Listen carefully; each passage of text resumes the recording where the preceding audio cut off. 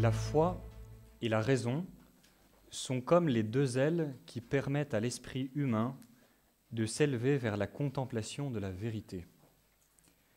C'est par cette belle image que s'ouvre la 13e encyclique de Jean-Paul II, Foi et raison, promulguée le 14 septembre 1998. Faisant alors écho à l'encyclique de Léon XIII, publiée un siècle auparavant, en 1879, le pape Jean-Paul II entendait achever le second millénaire sur une réflexion fondamentale concernant notre rapport à la vérité. En cela, le pape se savait répondre à la plus grande urgence de tous les temps. Il n'y a pas en effet, affirmait-il, de préparation plus urgente que celle-ci. Conduire les hommes à la découverte de leur capacité de connaître la vérité et de leur désir d'aller vers le sens ultime et définitif de l'existence. Dans cet enseignement, je présenterai tout d'abord la préhistoire de l'encyclique Fides et Ratio, afin que nous en comprenions mieux les tenants et les aboutissants. Et puis ensuite, j'en présenterai deux aspects. On pourrait en présenter bien d'autres. Je pense que ces deux aspects nous montreront l'actualité de ce texte, sa permanence et le fait qu'il nous concerne chacun d'entre nous, même si nous ne sommes pas des grands experts de la philosophie ou de la théologie. Alors disons tout d'abord quelques mots sur la préhistoire de Fides et Ratio pour mieux en saisir les enjeux. À l'évidence, la version du texte de l'encyclique que nous connaissons aujourd'hui n'a pas été rédigée à la va-vite, mais apparaît bien plutôt comme le fruit d'un long mûrissement. En effet, nous savons par le cardinal suisse Georges Cotier, qui fut longtemps théologien de la maison pontificale, c'est-à-dire théologien personnel du pape Jean-Paul II, que la première version de Fides et Ratio avait été rédigée en 1986, de la main même du pape, soit 12 ans avant la promulgation de Fides et Ratio. 12 ans. Autant dire l'intérêt que Jean-Paul II a accordé à ce projet et le soin tout particulier qu'il mit à le réaliser.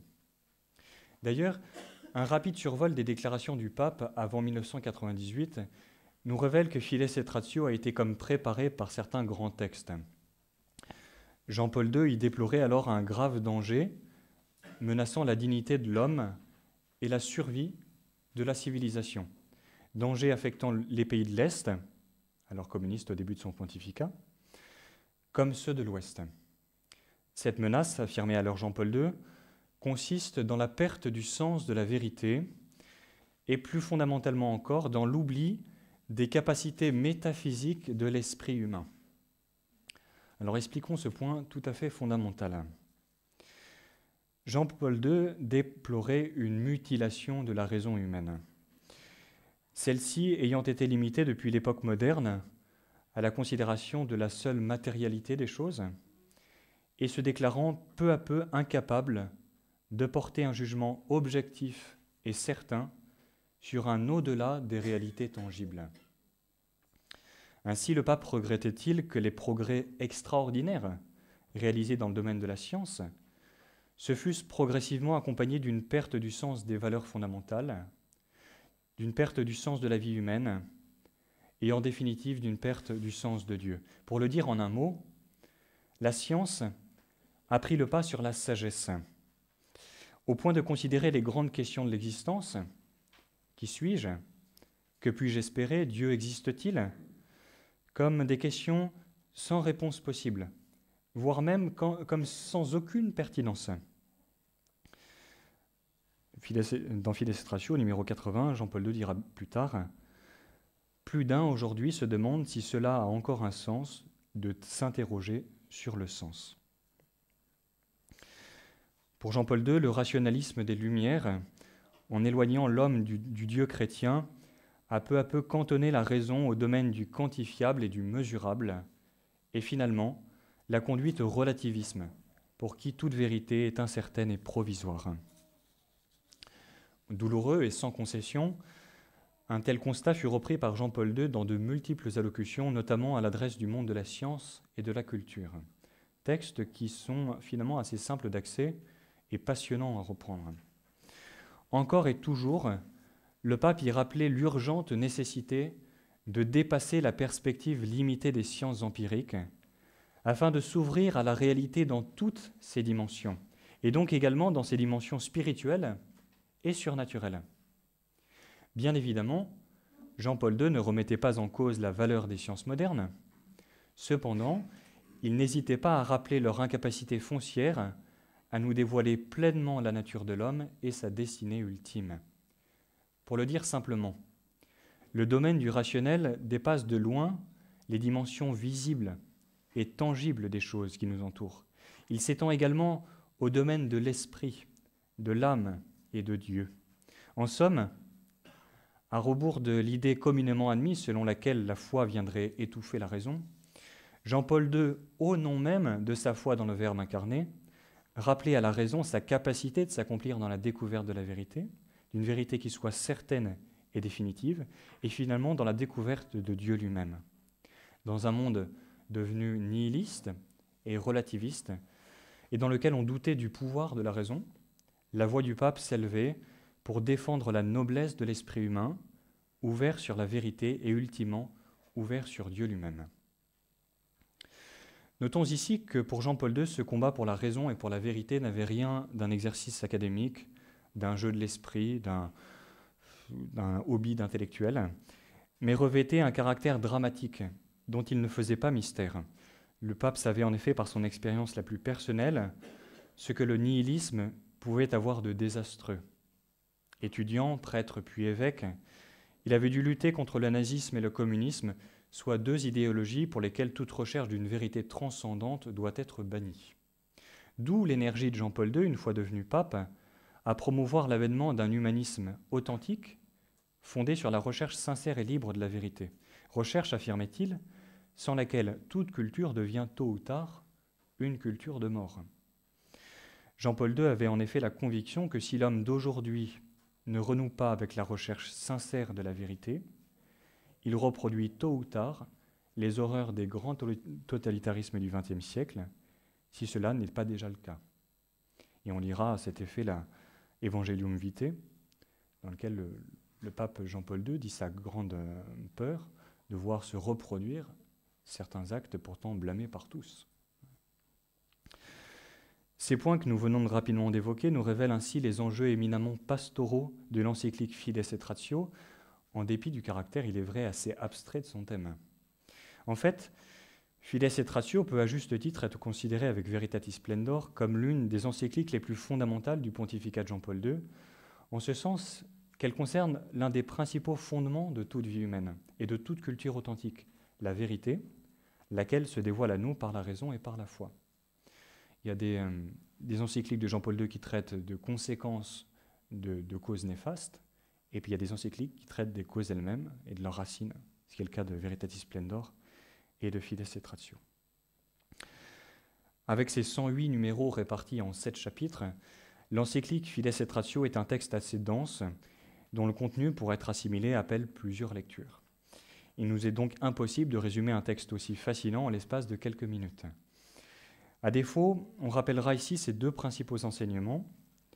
Le premier regarde plus directement les philosophes, encore que nous allons le voir, il ne soit pas sans nous concerner également de près.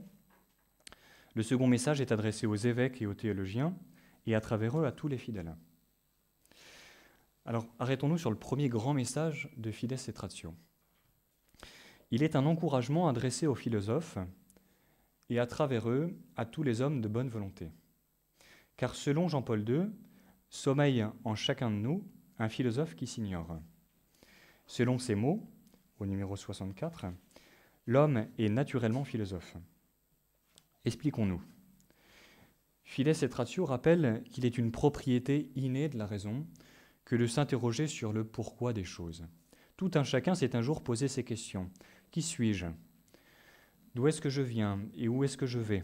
Pourquoi la présence du mal ? Qui aura-t-il après cette vie ?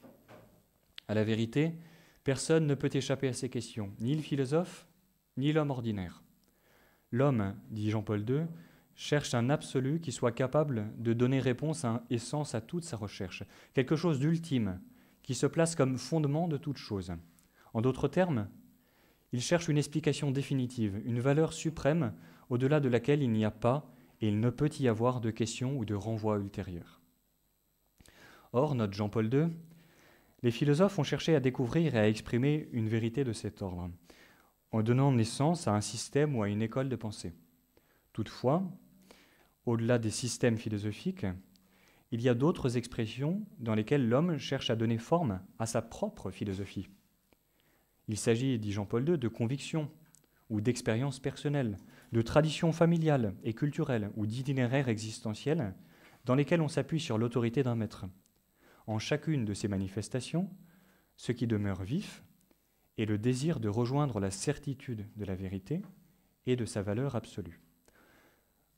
Autrement dit, chacun de nous possède une vision du monde et de l'homme, laquelle, même si elle n'est pas consciemment réfléchie, détermine ses choix de vie. Tout homme est donc philosophe, qu'il le veuille ou non. Par conséquent, ce qu'on appelle philosophie n'est rien d'autre que la prise au sérieux de ces questions universelles et la formalisation scientifique des grandes réponses qui leur ont été apportées au cours des âges. La philosophie trouve ainsi son fondement dans la conviction que ces grandes questions que soulève l'existence humaine peuvent faire l'objet d'un savoir systématique mené par une pensée rigoureuse, laquelle peut donner le jour à des énoncés unis entre eux par une cohérence logique et organique. Bref, l'existence même de la discipline philosophie nous rappelle que les questions dites existentielles sont capables de trouver une réponse universelle et objective. Ainsi, Jean-Paul II n'hésite-t-il pas à affirmer que la philosophie, je le cite, est l'une des tâches les plus nobles de l'humanité, en ce qu'elle est un moyen de connaître des vérités fondamentales concernant l'existence de l'homme. Certes, du fait de la différence des tempéraments et des nécessités de la vie, tout le monde n'est pas appelé à faire de la philosophie son métier. Bien heureusement, diront certains. Il reste cependant que toute personne est appelée à rechercher la vérité, quelles que soient ses capacités et sa situation personnelle. Jean-Paul II affirme en ce sens qu'on peut définir l'homme, je le cite, comme celui qui cherche la vérité. Magnifique définition, trouve au numéro 28, l'homme comme celui qui cherche la vérité. La mission des philosophes au sein de la société devrait donc consister à rappeler à tous cette dimension fondamentale de l'existence humaine. Pour le dire autrement, le philosophe devrait être celui qui nous rappelle l'existence d'une vérité qui nous transcende et qui nous unit.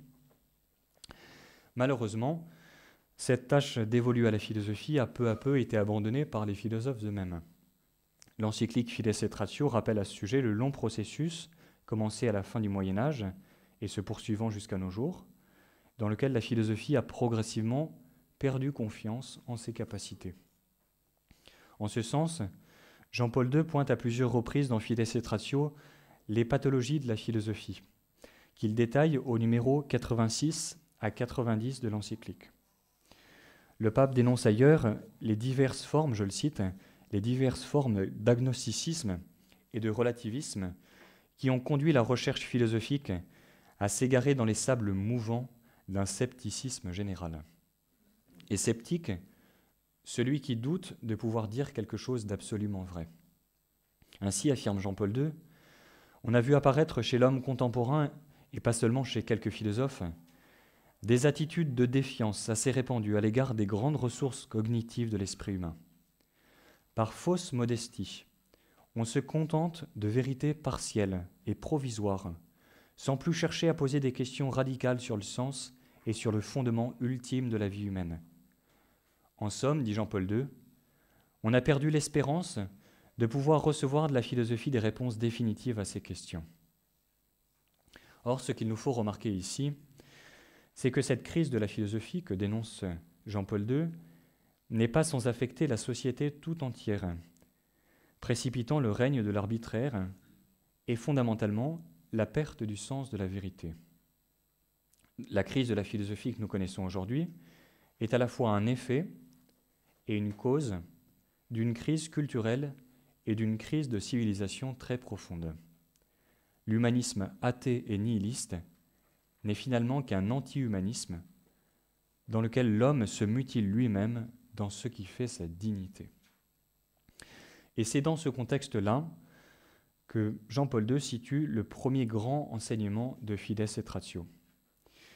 Il y affirme en effet que la foi chrétienne, dans le Verbe incarné, celui qu'on appelle en grec le logos, ce qu'on peut traduire comme la raison, Dieu est la raison, l'intelligence suprême, pas que ça, mais il a cette dimension aussi, que cette raison suprême, ce Dieu, peut redonner à la philosophie de retrouver vigoureusement sa vocation originelle. Ce message est comme résumé au numéro 56 de l'encyclique que je vais vous citer, malgré une certaine longueur. On observe, dit Jean-Paul II, une défiance fréquente envers des assertions globales et absolues, surtout de la part de ceux qui considèrent que la vérité est le résultat du consensus et non de l'adéquation de l'intelligence à la réalité objective. Il est certes compréhensible que dans un monde où coexistent de nombreuses spécialités, il devienne difficile de reconnaître ce sens plénier et ultime de la vie que la philosophie a traditionnellement recherché. Néanmoins, à la lumière de la foi, qui reconnaît en Jésus-Christ ce sens ultime, je ne peux pas ne pas encourager les philosophes, chrétiens ou non, à avoir confiance dans la capacité de la raison humaine et à ne pas se fixer des buts trop modestes dans leur réflexion philosophique. Il ne faut pas perdre la passion pour la vérité ultime et l'ardeur pour la recherche, unie à l'audace pour découvrir de nouvelles voies. C'est la foi qui incite la raison à sortir de son isolement et à prendre volontiers des risques pour tout ce qui est beau, bon et vrai. La foi se fait ainsi l'avocat convaincu et convaincant de la raison. La foi se fait l'avocat convaincu et convaincant de la raison. On pourrait résumer cet enseignement de Jean-Paul II en transposant la parabole du bon samaritain au rapport de la foi et de la raison. Malmenée par le rationalisme, le relativisme, le nihilisme, la raison humaine gît actuellement au bord du chemin, incapable de se relever par elle-même et de poursuivre sa route. Vient alors le secours de la foi chrétienne, qui est une participation à la sagesse même qu'est Dieu. Et cette foi chrétienne peut relever la raison si elle l'accepte. Ainsi, la philosophie, et la raison plus généralement, n'ont pas à avoir peur de la foi chrétienne, car non seulement la foi ne supprime pas la raison, mais elle la soutient, elle la conforte, elle la stimule dans son exercice. La raison humaine a été voulue par Dieu. Elle est une participation au logos, à la raison qu'est Dieu. La foi vient par ailleurs réaliser les aspirations les plus profondes de l'esprit humain. Connaître Dieu dans son mystère, elle accomplit la raison, elle la transcende, elle la dépasse, sans la violenter. L'histoire de l'Église vient attester cette fécondation réciproque entre la foi et la raison. Nous avons, grâce à Dieu, des immenses génies qui ont été à la fois des grands chrétiens et des grands philosophes ou des grands scientifiques, autant entre guillemets de preuves de la véracité du propos de Jean-Paul II. Et d'ailleurs, Jean-Paul II, à plusieurs reprises dans l'encyclique, cite ces grands personnages qui sont comme des attestations de la vérité de son message. C'était le premier grand message de l'encyclique Fides et Ratio. Arrêtons-nous sur le second. Nous l'avons dit en introduction, il concerne plus spécifiquement ceux qui ont charge d'enseigner la foi, soit concrètement les évêques, les prêtres, les théologiens et les catéchistes, les parents aussi. Pour le dire simplement, ce second message de l'encyclique a été assez critiqué quand il n'a pas été tout simplement ignoré. Car dans Fides et Ratio, Jean-Paul II met en lumière le fait que la crise de la raison, qui nous l'avons dit affecte la pensée profane et la philosophie, a aussi atteint la théologie. Puisque foi et raison, comme on vient de le dire, ne peuvent être séparés, les malheurs de l'une entraînent nécessairement les malheurs de l'autre. La crise de la foi que nous connaissons depuis les lendemains du Concile Vatican II, qui a ses racines, on l'a dit l'année dernière, bien avant, trouve donc également ses racines dans une crise de la raison. Il n'y a pas que ses racines, mais elle trouve également ses racines dans une crise de la raison. Ce phénomène est très visible en théologie. Rappelons ici avec Jean-Paul II, essayons de préciser cette interaction entre la crise de la raison et la crise de la foi. Pour cela, il nous faut rappeler que l'objectif principal de la théologie consiste à présenter l'intelligence de la révélation et le contenu de la foi. Pour ce faire, le théologien recourt à la parole de Dieu, à la tradition et au magistère comme à ses fondements. Or, le travail du théologien nécessite également l'aide de la philosophie. Je cite Jean-Paul II. En réalité, la théologie a toujours eu et continue à avoir besoin de l'apport philosophique. Étant une œuvre de la raison critique à la lumière de la foi, Le travail théologique présuppose et exige dans toute sa recherche une raison éduquée et formée sur le plan des concepts et des argumentations. En outre, la théologie a besoin de la philosophie comme interlocutrice pour vérifier l'intelligibilité et la vérité universelle de ses assertions. La philosophie est ainsi, rappelle Jean-Paul II, comme la servante de la théologie. Or, c'est ici, précisément, que la crise de la raison a atteint la théologie et, à travers elle, la foi de tous les croyants. Pour montrer, vous voyez, que c'est quelque chose à la fois technique, ce que je suis en train de dire, et en même temps qu'il y a des répercussions éminemment concrètes et qui touchent la foi de tout le monde.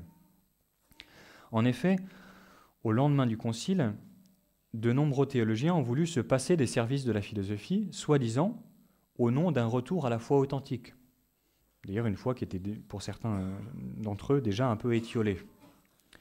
Or, en se désaffectant ainsi de la philosophie, ces mêmes théologiens ont adopté souvent, sans s'en rendre compte, des idées philosophiques incompatibles avec la foi et sont venus à la déformer. Je vous cite le numéro 77. Et on pourrait citer beaucoup de numéros où Jean-Paul II s'adresse aux théologiens et vient leur reprocher certaines choses. Mais je vous cite le numéro 77, parce que ça me semble quelque chose de tout à fait fondamental. Jean-Paul II dit cette phrase très juste.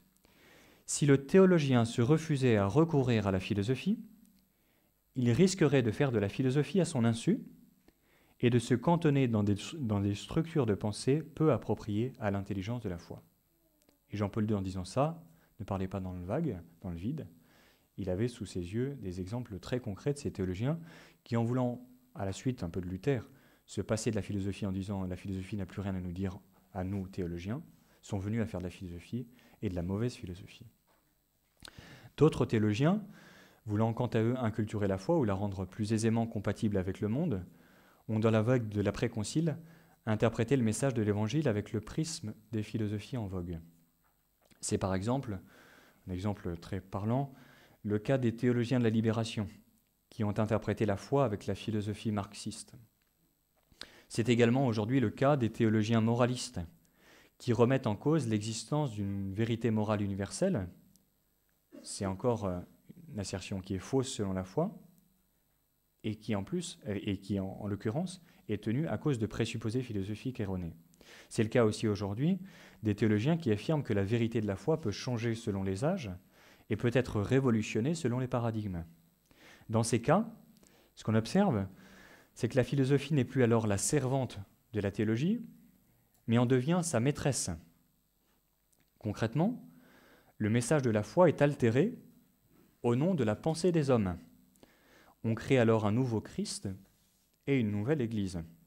D'où l'insistance de Fides et Ratio sur la nécessité de discerner, de la part du théologien, les bonnes et les mauvaises philosophies. Ce qui peut paraître ici sans véritable importance est en fait tout à fait décisif, car Jean-Paul II voyait bien que la crise de la foi tient aussi au manque de discernement philosophique de la part de certains théologiens. Sous prétexte de s'ouvrir aux hommes de notre temps, les théologiens ne peuvent pas accepter les philosophies relativistes de notre époque. Bien au contraire, ils devraient avoir le courage et l'audace de rappeler aux philosophes que le relativisme est une voie sans issue, au nom même de la parole de Dieu. Sous l'impulsion des théologiens, chacun d'entre nous, les chrétiens, devrait renouer avec l'audace de croire en la vérité, qui ultimement se réalise dans Jésus, qui a dit « Je suis la voie, la vérité et la vie ». Je ne suis pas une vérité, je suis la vérité. Le temps est maintenant venu de conclure nos réflexions. Une fois encore résonne à nos oreilles le grand appel de Jean-Paul II. N'ayez pas peur. En l'occurrence, Jean-Paul II nous invite à travers Fides et Ratio à ne pas avoir peur de croire en une vérité universelle et objective. Malheureusement, les pathologies de la raison que Jean-Paul II dénonçait en son temps sont toujours les nôtres. Sans exagération, Fides et Ratio est donc un texte devenu plus actuel que jamais, en notre époque nihiliste et relativiste. Autant dire que nous aurions tout intérêt à revenir aux solutions que nous préconisait Jean-Paul II. L'urgence de notre temps est en effet de redécouvrir le sens de la vérité, et à travers lui, de redécouvrir le sens de Dieu, qui est la vérité. Cette conviction de Jean-Paul II était aussi celle de Benoît XVI. En réalité, Tout le pontificat de Benoît XVI s'éclaire à la lumière de Fides et Ratio, dont il a repris et développé le message. L'un et l'autre pape étaient en effet habités par la même certitude. L'homme n'est vraiment grand que lorsqu'il recherche la vérité, et une fois qu'il l'a trouvée, qu'il lui soumet toute sa vie. Que cette conviction soit la nôtre aujourd'hui.